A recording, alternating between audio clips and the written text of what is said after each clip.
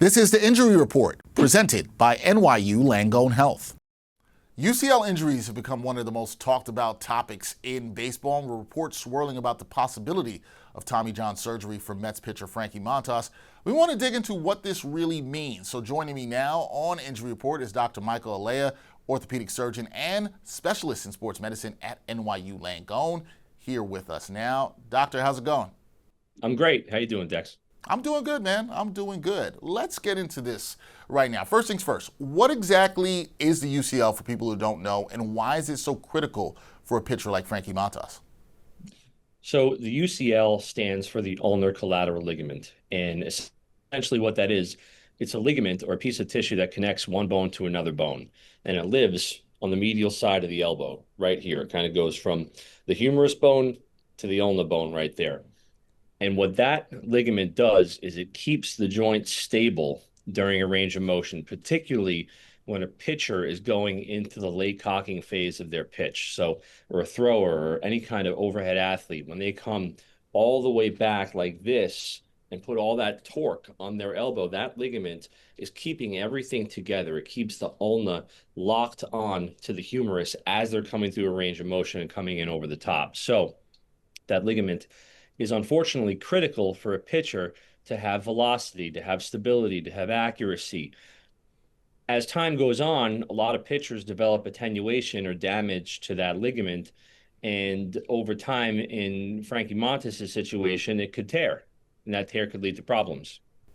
Yeah, and it is critical. You can't do anything without that, right? You can't have the accuracy, you can't have the control, can't have the power that you'd want to as a pitcher, so you need that for sure. Now, based on what we know publicly about Montas' injury and the reports of possible Tommy John surgery, how severe does this seem, and what factors would make full reconstruction necessary over a less invasive option? Well, I think a lot of it has to do with the quality of the ligament that's torn, where the tear is on the elbow, what the pitcher has already tried to do conservatively, and whether or not they can really pitch through it. And a lot of these times, doctors, agents, people that surround the team are forced to make these decisions that have a lot of factors that are weighed into them. And ultimately, at the end of the day, if the pitcher can't compete, or if the pitcher has a very low success chance of competing, then surgery becomes the right option here. There are some situations where that ligament can be repaired or perhaps treated with an injection like platelet-rich plasma, which has been shown in some studies to effectively help heal that ligament in certain tear varieties. But the great majority of the time, unfortunately, is that when that ligament goes, pitchers are left with very little options, and reconstruction still tends to be the gold standard for a lot of people that have these problems that are aggressive overhead athletes. I think one of the other things, Doc, when you look at this for Montas, right, that fans are going to be concerned about, or even he himself, his agent, other people would be, this is his second major arm surgery in 3 seasons. So how does a history of shoulder or prior arm injuries affect recovery from both Tommy John, both physically and mentally?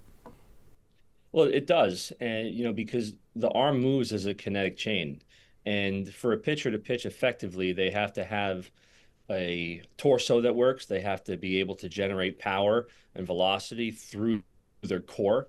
They need to have accurate control, and the control comes from both the shoulder, the elbow, and the core as well. And a lot of times, what happens with pitchers is if they have shoulder problems, they'll try and compensate through their elbow. Or if they have elbow problems, they'll try and compensate through their shoulder. So it's not infrequent that a pitcher will have a problem with one and then subsequently lead to another problem in that same extremity. Yeah, and that's a problem that you do not want to have as you're trying to recover. And Dr. Alaia, you know this, there's been a rise in UCL injuries across baseball, especially as you've mentioned, increased velocity, and then also breaking ball usage as well. Is there anything that teams or pitchers can do from a medical or biomechanical standpoint to better protect the elbow? So it's a good question. It's an important question. It's a timely question.